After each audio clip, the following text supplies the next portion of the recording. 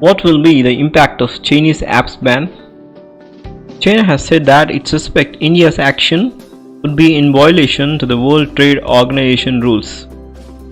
How popular are these apps in India? In the wake of face-off with Chinese forces on India-China border in Ladakh and a violent clash on June 15 that left 20 Indian soldiers dead, the Indian government on June 29 banned 59 apps of Chinese origin, citing data security and national sovereignty concerns.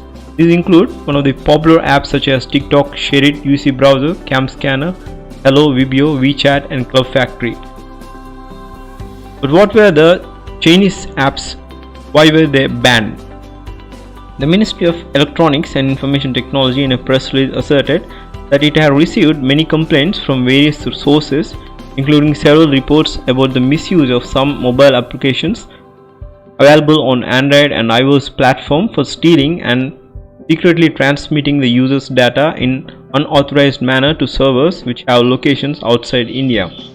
The ministry also said that it had decided to block 59 apps to safeguard the sovereignty and integrity of India, invoking powers under Section 69A of Information Act, which read the relevant provisions of information technology of the rules of 2009. The government also said that several citizens have reportedly raised concerns in representations of the Indian Computer Emergency Response Team (CERT-IN) regarding security of data and loss of privacy in using these apps. In addition, the ministry said that it also received exhaustive recommendations from Home Ministry, Indian Cybercrime Coordination Center. And while the government did not name Chinese openly in the action against these apps, public comments by officials including Ravi Shankar Prasad, the Union Ministry of Communication, Electronics and IT and Law and Justice, he asserted that a digital strike was done for safety, security, defense, sovereignty, integrity of India and to protect the data privacy of the people of India. But how large the user base in India for these banned apps? Estimates by the Sensor Tower shows that video sharing social networking app TikTok, for instance, has about 611 million downloads in India over the app's lifetime, while estimates of active users vary, with the highest pegged at 200 million. According to the media reports, the file sharing tool Share-it has about 400 million users. Cat Counter places about the Alibaba-owned UC Browser second in India's market, has a share of 10% after Google 78%. Other reports estimate that the user base is around 130 million. But how will the users be affected? Installed apps may continue to exist on mobile devices, but now the latest versions of the apps have been removed by the Google Play Store and Apple Play Store, and users will not be able to access the updated version in the future.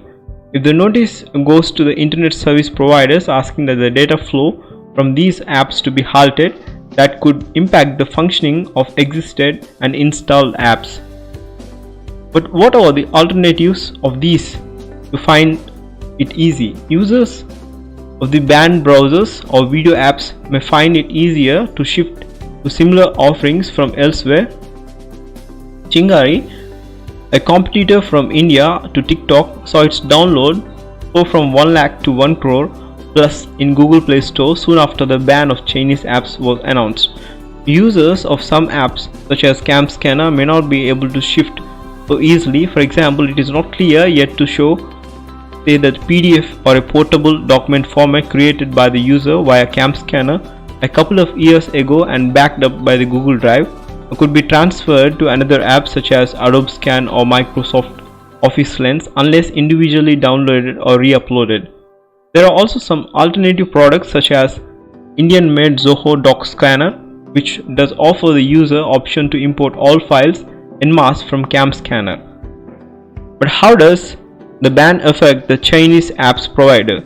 The potential loss of advertising revenue impacts app marketers or app makers. TikTok's parent, a ByteDance Limited, recorded a doubling of global revenue to around $17 billion in 2019 or the previous year, with $3 billion in profit. Its Indian business may have yielded around 5.8 million in revenue for the year ended in March 2019, but with a quicker user adoption more recently, the stakes seem to be getting very higher. When the TikTok was banned briefly in India last year on the grounds that it reportedly promoted some of the explicit contents, the company had told the local court that it was losing around $15 million a month due to that ban. But what is the Chinese response been to this ban? China had also said that it suspects India's actions could be in violation with the World Trade Organization rules, that is WTO rules. In a statement, the Chinese embassy in New Delhi also said, India's measure selectively and discriminately aims to certain Chinese apps and ambiguous or far-fetched grounds, runs against fair and transparent procedures, requirements, abuses national security expectations, and of violating the WTO rules. It also goes against the general trend of international trade and e-commerce and is not conducive to the consumer interest and market competition in India. The Chinese government comments that it indicates that it could file a formal complaint at WTO. But will the move hurt India? It could in terms of investments and employment. ByteDance Limited has also talked to the upcoming investments worth of $1 billion in India. This will probably remain suspended till further clarity emerges, potentially impacting the job creation. But what are the legal options does Indians have? In terms of process, there are two options available for the government under Section 69A of the IT Act to issue ban orders, normal and emergency. In case of the ban of 59 apps based on the use of the phrase interim order in the statement used by TikTok, it appears that the government may have adopted emergency route. The emergency route allows content to be blocked on the directions of secrecy or Secretary Department of IT, who must have considered to impugn content and record his reasons for doing so. In the case of normal course, an order to block the content requires a decision to be made by the government committee, relevant intermediates to be given an opportunity to be heard by the committee. These processes are not required when emergency provisions are used. But however, in the case of emergencies, the order of Secretary Department of IT must have been placed before the government committee within the 48 hours. Based on the recommendations of the committee, the order can be finalized or vacated. But does the government necessary to have to publish this order? The legal order of these empowers that designated authority to be implemented. The ban is yet to be made public.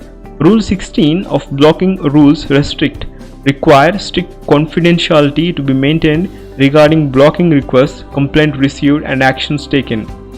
However, policy experts such as Rishabh Bailey, a technology researcher of National Institute of Public Finance and Policy, believe that the provision primarily applies to the intermediates. He also points out that the government ought to disclose these orders passed in the interest of transparency and accountability. And also, as recognized by the Supreme Court recently in Arunada Bhasin case, in the context of internet suspension order under Section 144 of the Code of Criminal Procedure, publishing such order is only way in which the reasons and the rationality of the decisions can be judged. Challenging the decision-making process requires the reason made by the public. Mr. Bailey had also said regarding this government necessary publish the order. But can the order be challenged in the Indian court? Although it is unlikely that the companies concerned may take such a step immediately, either they are any affected individuals in India would challenge the blocking orders in the court. The court will then decide whether the government had provided sufficient explanation as to the nexus between what these apps are alleged to be doing and the reasons adduced by the government, such protection of national security and strategic interests. Courts will also consider if the ban is proportionate and necessary step to be taken given the facts at hand. According to Mr. Bailey, another fact we considered is whether the process for blocking under Section 69A of the IT Act contemplates blocking of content or apps on the grounds of privacy violations. This is the impact of Chinese apps ban in India and how the popular of these in India And China has also said that it suspects and India's action could be in violation with World Trade Organization rules. If you're first to my channel, I request you all to subscribe to my channel Wi-Fi Study Pro. Thank you for your time. Have a great day.